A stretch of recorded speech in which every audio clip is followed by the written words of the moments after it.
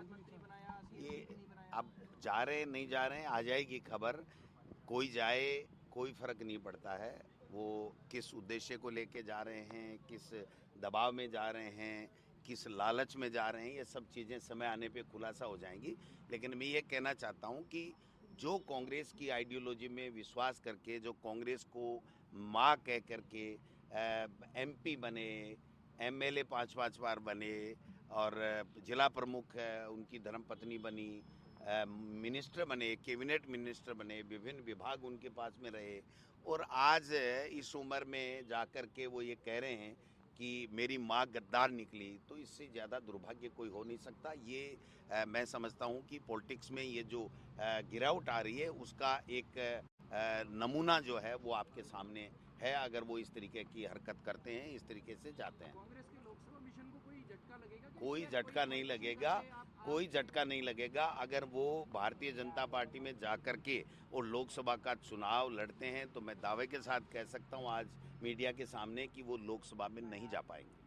अच्छा, एक ये है कि लगातार कांग्रेस मुक्त का नारा देते आ रही है बीजेपी, और लगातार अभी भी कहा, आज भी प्रधानमंत्री ने कुछ लेकर कांग्रेस को लेकर बोला लाभार्थियों से संवाद में। तो क्या ऐसा आरोप जो लगा रहे हैं वो सही है? क्योंकि धीरे धीरे जिस हिसाब नहीं नहीं नहीं नहीं, ये भाजपा मुक्त हो रही है।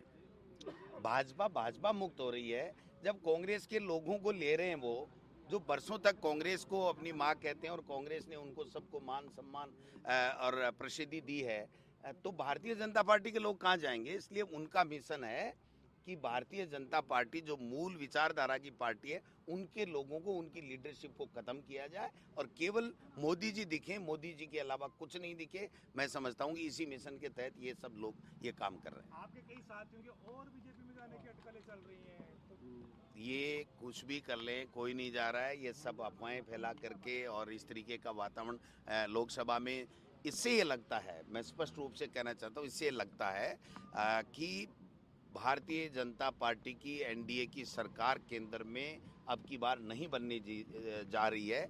इनमें बौखलाहट है और वो जो 370 का प्रधानमंत्री जी जो दावा कर रहे हैं, मैं समझता हूं कि वो दम्भ की बात है। उसमें कोई दम नहीं है। एनडीए सरकार दिल्ली में नहीं आ रही है उस बौखलाहट में, इस प्रकार से डरा धमका करके और वो अपना पाला बदलवा रहे हैं। मैं समझता हूं इसमें वो कामयाब नहीं होंगे और दिल्ली में इंडिया अलायंस की सरकार बनेगी, एनडीए की नहीं बनेगी। ये जनता का मूड है।